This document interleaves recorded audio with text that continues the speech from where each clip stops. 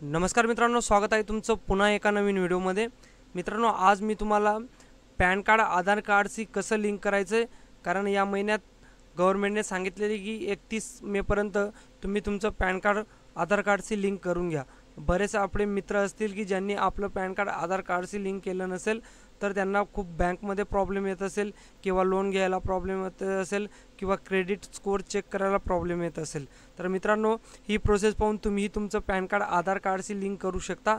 तर व्हिडिओ शेवटपर्यंत बघा आणि जरी चॅनलवर नवीन असाल तर आपलं टेक्निकल किशोर हे चॅनल सबस्क्राईब करून घ्या, जेणेकरून असेच नवनवीन व्हिडिओ तुमच्यापर्यंत पोहोचत राहतील। चला तर कुठलाही उशीर न करता सुरू करूया आजचा व्हिडिओ। मित्रांनो, गव्हर्नमेंटने नुकतंच सांगितलं आहे की 31 मेपर्यंत तुम्ही तुमचं पॅन कार्ड आधार कार्डशी लिंक करून घ्या। तर याची प्रोसेस मी तुम्हाला सांगणार आहे। ही ऑफिशियल वेबसाईटची लिंक मी आपल्या व्हिडिओच्या डिस्क्रिप्शनमध्ये दिलेली आहे, तिथे जाऊन तुम्ही डायरेक्ट वेबसाईटवर येणार आहात। वेबसाईटवर आल्यानंतर तुमच्यापुढे असं वेब येईल, ज्यात तुम्हाला ऑप्शन दिसेल लिंक आधार, या ऑप्शनवर तुम्हाला क्लिक करायचं आहे। त्यानंतर पुढे तुम्हाला अशी विंडो उघडेल, ज्यात लिंक आधारच्या विंडो असेल, ज्यात तुम्हाला पॅन कार्ड आणि आधार कार्ड नंबर टाकायचा आहे। पॅन कार्ड वरती टाका, आधार कार्ड नंबर खाली टाका। त्यानंतर बघा साईडला तुम्हाला कंटिन्यू या बटनावर क्लिक करायचं आहे। त्यानंतर कंटिन्यू या बटनावर क्लिक केल्यानंतर तुम्हाला पुढे व्हॅलिडेट तुमचं सगळी डिटेल्स होईल। व्हॅलिडेट डिटेल्स झाल्यानंतर तुम्हाला पुढे अजून अशी विंडो दिसेल। ही बघा, मी आता दाखवतोय तुम्हाला। अशी विंडो दिसेल, ज्यात की तुम्हाला अजून कन्फर्म करायचं आहे पॅन टॅनमध्ये तुमचा पॅन कार्ड नंबर टाकायचा आहे आणि मोबाईल नंबर टाकायचा आहे। त्यानंतर खाली येऊन तुम्ही कंटिन्यू या बटनावर तुम्हाला क्लिक करायचं आहे। बघा, इथं कंटिन्यू या बटनावर क्लिक करायचं आहे। त्यानंतर तुमच्यापुढे असे 3 चलनचे ऑप्शन येतील, ज्यात तुम्हाला पहिलं चलन सिलेक्ट करायचं आहे, ज्यात इन्कम टॅक्स। त्या चलनवर सिलेक्ट करून तुम्हाला प्रोसीड या बटनावर क्लिक करायचं आहे।